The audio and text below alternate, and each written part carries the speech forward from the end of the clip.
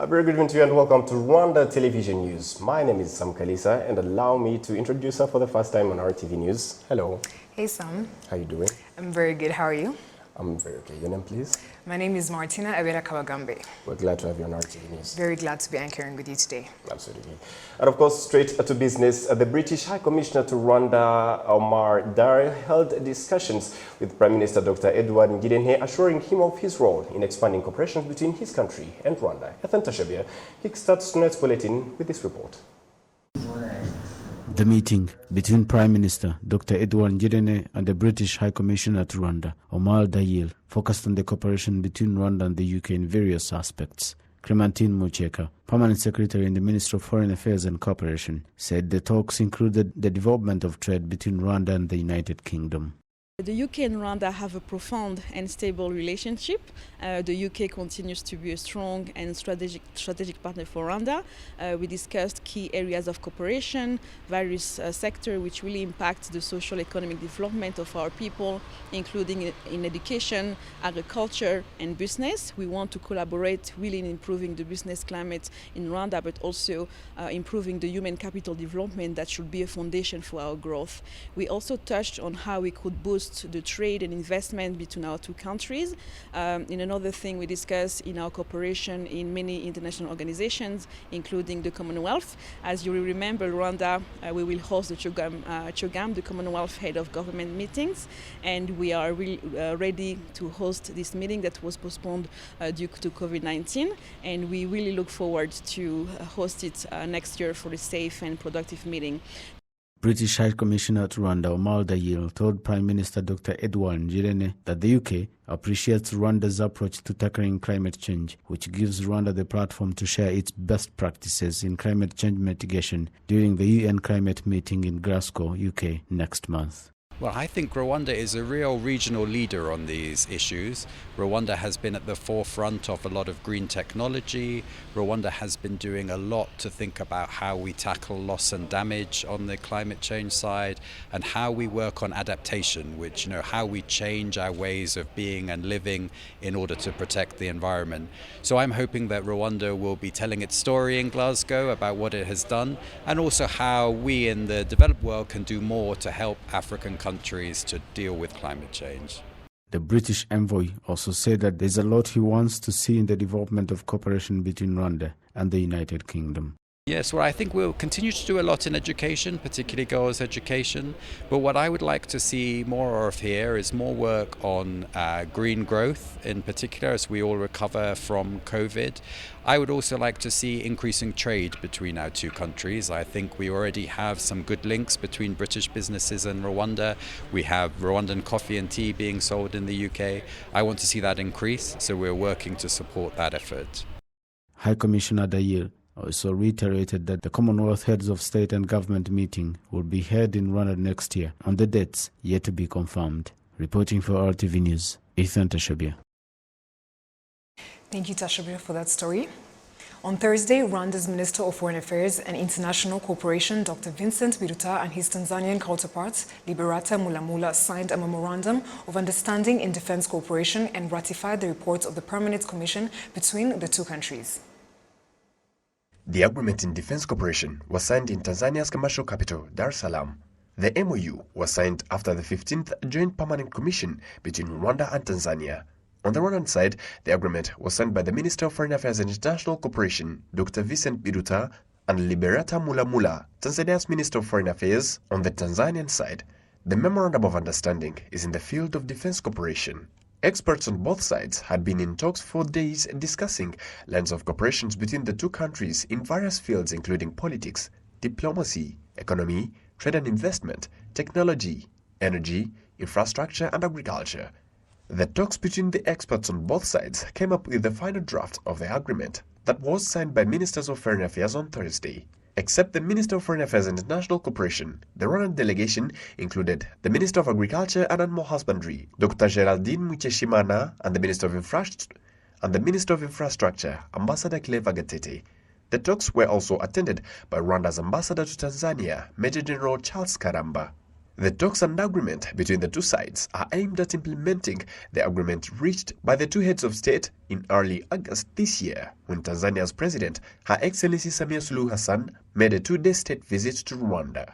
During the visit, other cooperation agreements in the fields of technology and foreign affairs were signed and witnessed by the heads of state. The meeting on Thursday decided that the Ministers of Infrastructure and Finance will meet in Kigali to discuss on improving the financial capacity for the project to build the railway road from Tanzania to Rwanda. To health matters now.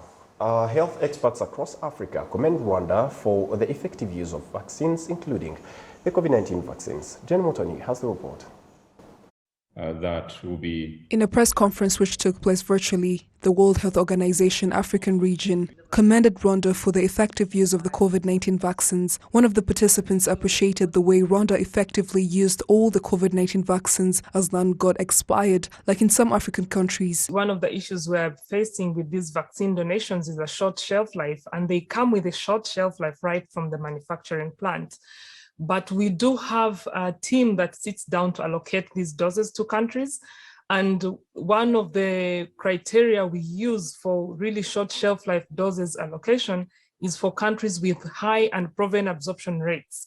That's why a country like Rwanda would find itself with short shelf life doses, because they have proven that for all the doses they receive, they are able to administer them. So we are sorry for that, but Rwanda is one of our best performing countries, and they do receive this very short shelf life. The Director General of the Rwanda Biomedical Center, Dr. Sabin Sazimana, shared some of the ways used to fight COVID-19 vaccines from expiring. In Africa, COVID-19 vaccines are still few, and in some areas where COVID-19 vaccines have been distributed, the administering process is slow. In Rwanda, every time we receive vaccines, we quickly begin the process of administering them instead of storing them, as we've been vaccinating people since March.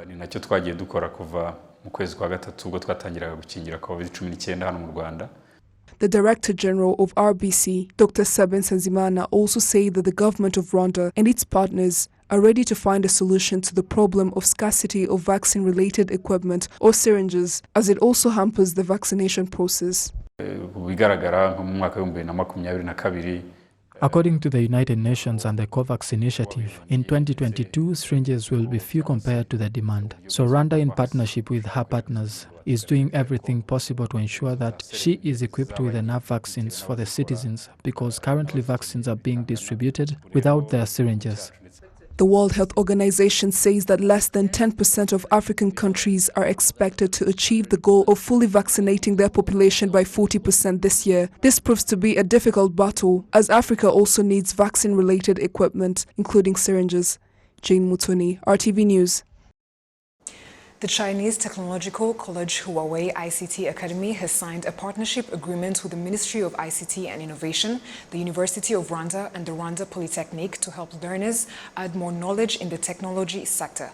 Wang Jiesin, Economic and Commercial Advisor at the People's Republic of China Embassy in Rwanda, says the agreement is going to boost job creation among the youth in Rwanda, owing to technological advancement. Since last year, they double the numbers of trainees, and in 2018 and 2019, that's when the trainees, the participants, could go to China. So they go to the Huawei headquarters and also the other parts of China to experience the culture and to learn the technologies, and also enrich themselves just with the state-of-art technologies and techniques. So, and then they will be inspired and integrate themselves just with the leading technologies right now in the world. So when they come back just to Rwanda, so they will use what they learned in China just to make contribution just to Rwanda's ICT improvement. Yeah, thank you so much. Initially, 30 students are going to be trained in addition to the other 80 who have already been trained in the technology sector since the program started in 2018. Due to the COVID-19 pandemic, students will be pursuing technology courses online instead of going to China as before. Thank you, Martina. To other matters now, South Africa's Minister of International Relations and Cooperation, Naledi Pandor, says her country and Rwanda are progressing towards a new page in their bilateral relations, especially in regards to solving visa problems that has been escalating between the two countries. During an exclusive interview with RBA here in Kigali on the margins of the just concluded AU-EU joint ministerial meeting, Minister Naledi Pandor said that she is set to visit Rwanda in the near coming future to meet her Rwandan counterparts as the two countries continue to forge new relations, during which concrete steps shall be taken to end visa restrictions for Rwanda ordinary passport holders who wish to travel to South Africa. She also noted that the European Union has a role to play in the realization of the African Union Agenda 2063. How do you want them to relate? Well, the European Union is a very powerful region of the world with immense capability for investing in Africa and for supporting Africa's development. As Africa, we've got a strategy, Agenda 3, which describes the Africa we want to develop and build. We would anticipate that our relationship with the EU must contribute to that agenda. And I think that this mustn't be an aspiration on our part, but it must be the concrete expression that we bring into any deliberations with the European Union. So while I welcome the discussions we're having today, I'm just concerned that I'm not really getting a full sense of the impact assessment and what the actual initiatives are that we should be reviewing and evaluating. So I am pleased that out of this meeting, we have agreed, and Minister Biruta was very important in that regard, that we should have a stronger monitoring and evaluation function as part of this partnership. Because otherwise, we're going to be conferencing and just having very nice discussions. But our continent, which is sorely in need of change, will not be changing. And I don't think that is acceptable. Some of the topics you're discussing as AU, European Union Council Ministers include security, COVID-19, of course, but it also includes migration and mobility frameworks. And I just want to know, from the African perspective, from the South African perspective, how do you want the EU to treat Africans? Well, firstly, we must solve our own problems as Africa. That's very important. And conflict is a huge barrier to development. So we've got to stop conflicts because they're not assisting us at all. And we have to help communities through the AU to find each other. We must accept political difference. We should embrace democracy and democratic practices. We should build open societies and so on. But what surprised me in our discussions on security, we didn't talk about external forces and how they're interfering in Africa because they're exploiting our natural resources. There are many countries whose conflicts are being exported into Africa, and they use Africa as the theater of their conflicts. And I think this must be brought to an end. So you will find a country from Europe is involved in a very minor conflict somewhere, but it's because there's oil there, and I think in the discussion, while certainly we must discuss security and how we end conflicts, we must not neglect the external factor and those players in the world community who destabilize Africa for their own interests. To understand a problem, you must analyze it fully. Otherwise, you're doing a half job, and therefore you don't get to the correct solution. So we want support for our peace architecture, but we also want those who partner with us to partner in a genuine fashion, not because they wish to exploit us or want us to support their point of view against another country's point of view. One of the current ongoing issues is COVID-19 crisis. At the beginning, the world was in it as a unit, but at some point when COVID-19 vaccines were coming out, we saw division. We saw, the holding of vaccines and all that. When you meet European leaders like you're meeting right now, what do you tell them for the sake of an African who has not received COVID-19 vaccine? Well, I repeat to them the common message that you are not safe until all of us are safe. And so it's in your interest to ensure that Africa gets vaccines. If we don't get enough doses, this virus is just going to mutate. It'll become a more dangerous variant, and you will remain ill whether you're vaccinated or not. So it's in their interest to ensure they end inequity of access to vaccines. There's been real inequity. Yeah. And in fact, they should stop talk of a third dose until all the Africans who should have a dose have one. Rwanda-South Africa relations. We've had what we've had. We've had, your country recalling some ambassador, and then reappointing another one. And then we are at a point where we see negotiations coming up, dialogue coming up, making it easy for Rwandans to travel to South Africa. What is the latest? Well, I've had excellent interactions with Minister Biruta. He visited South Africa and we had very good exchanges. I'm due to visit Kigali myself. We are busy discussing dates with him. We set up a technical task team between the two countries to look at the issue of visas and how we end the standoff that there had been with respect to the visa for non-official passport holders. I believe that they have a report which they are going to table before the two of us, and I hope that that report will lead to progress. Dr. Neladi Pandor, the Minister of International Relations and Cooperation of South Africa, thanks for your time. Thank you. Thank you, Ethan Tashabia.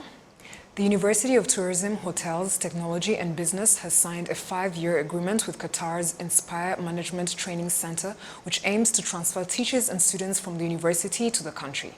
Ethan with more.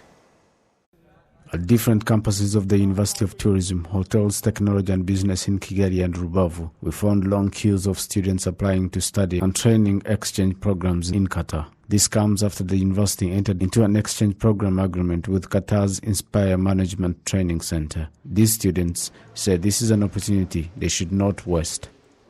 Very impressive and a great opportunity to see a university like UTB representing the country of Rwanda, sending delegates or its students to Qatar.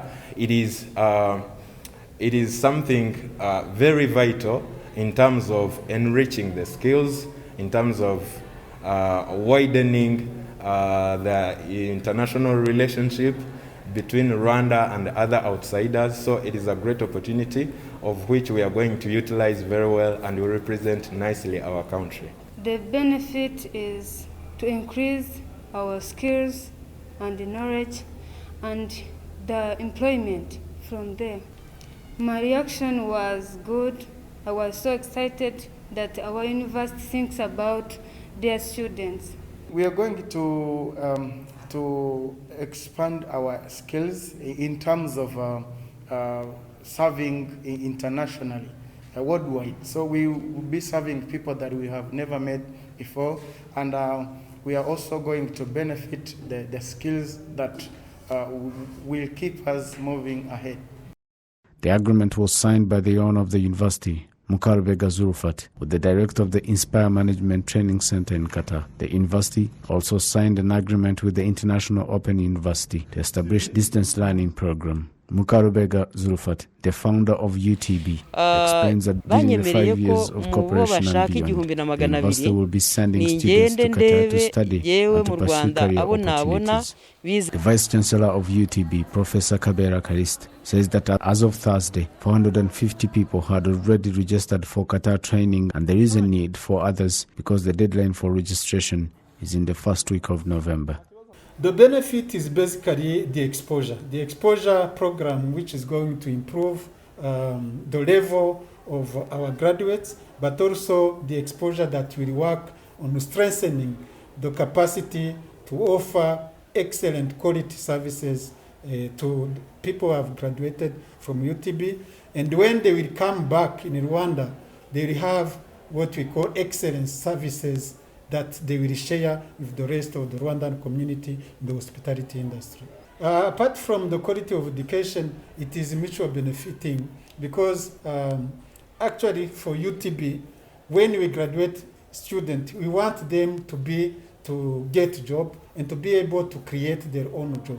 So this is a good opportunity to enhance those two components of having a good job, well-paid job, but also being able, from the exposure they will get on an international scheme, they will be able to expose also the Rwandan hospitality and tourism industry and be able to create their own job and maybe employ also others. The University of Tourism, Hotel, Technology and Business started in 2008. The university has so far graduated 6,476 students from various disciplines. Reporting for RwandaTV News, Ethan Teshabia. From education matters to health matters now. People suffering from stroke urge people to do health checkups and follow advices given to them by doctors. Jen Mutoni has the report. Dr. Gerard Urimubenshi, a professor at the University of Rwanda, says an interruption or blockage to the constant blood flow to the brain can paralyze some body parts. When blood is not flowing in some parts of the brain, some parts of the body get paralyzed because the brain controls the rest of the parts of the body. A 51-year-old resident in Kagarama sector, Charles Karangwa, and Alexia Uwajeneza, a resident of Gahanga sector in Kichukiro, say they have suffered from stroke. The first time I had a stroke, I was 43 years old. Before that, for 2 years I had a high blood pressure. I was rushed to the hospital and I was diagnosed with a hemorrhagic stroke, and my left side of the body was paralyzed, but they were able to stop the internal bleeding in the brain. When you're paralyzed, that part that is paralyzed becomes numb.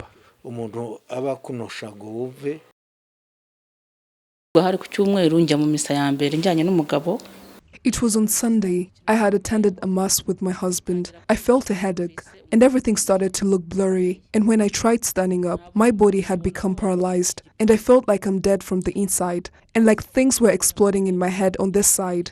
It felt numb along with my arm and legs as they were no longer functioning. Dr. Gerard Urimubenshi urges people to avoid conditions that would cause a stroke, like high blood pressure, as a person with it stands a 60% chance to get a stroke. Other conditions that will lead to a stroke are diabetes and obesity.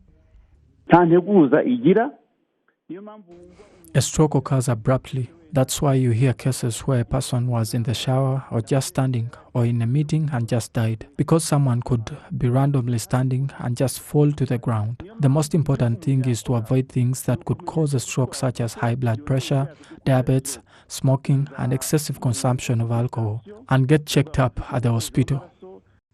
Stroke patients, including Joseph Rukeribuga, head of the Association for Stroke Patients in Rwanda, say that stroke patients sometimes become burdens to their families.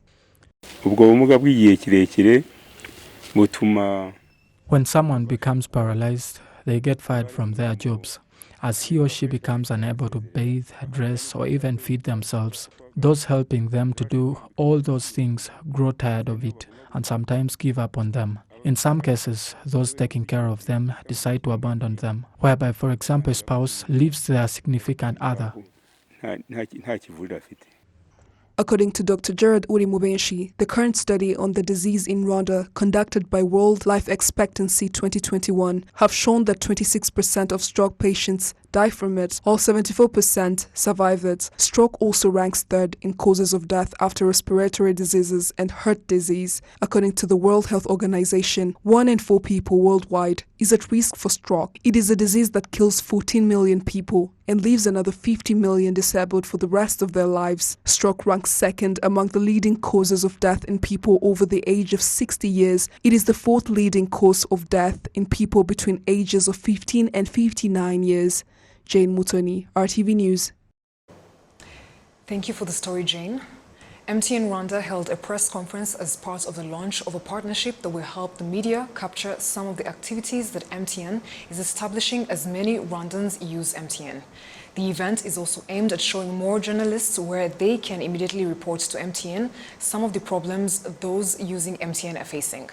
Some of the journalists who participated in the interview say that this is a good thing because it will make it easier for them to know how to communicate the needs of the people.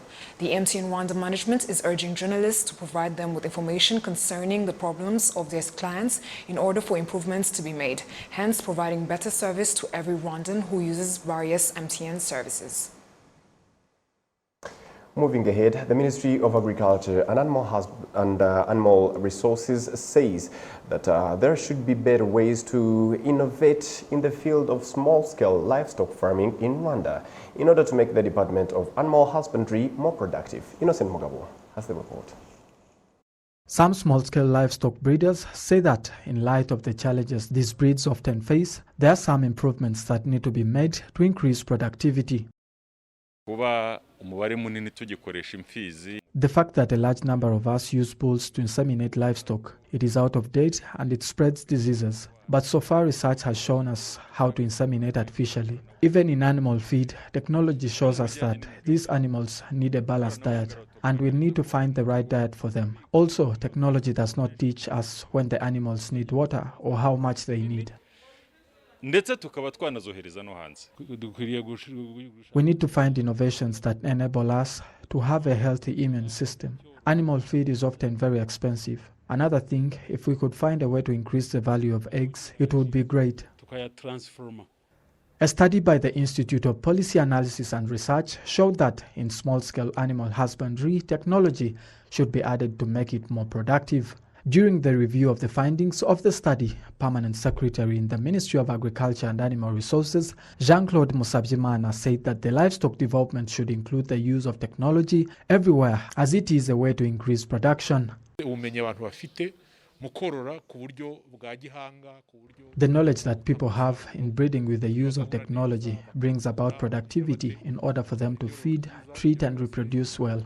Even the problems can be solved by technology because that is what makes us value what we do. The added value is what makes us earn profit because one receives more than what they have invested. Food and Agriculture Organization FAO country representative in Rwanda believes that small-scale livestock farming should be taken care of as it can quickly lift people out of poverty. We focus on small-scale farmers. They are the majority of farmers. And if you look at, the whole world, we are fed by small-scale farmers. They represent the majority of the farming community feeding the world. Because they represent majority, if you want to get out of poverty, you have to support those farmers. What do they need to improve production productivity? They need knowledge. Okay, to do better what they are doing, to increase the output of the, production system. They need to have access to market. And when you improve their knowledge on production, on access to market, you have solved a great deal of the problem that they are faced with.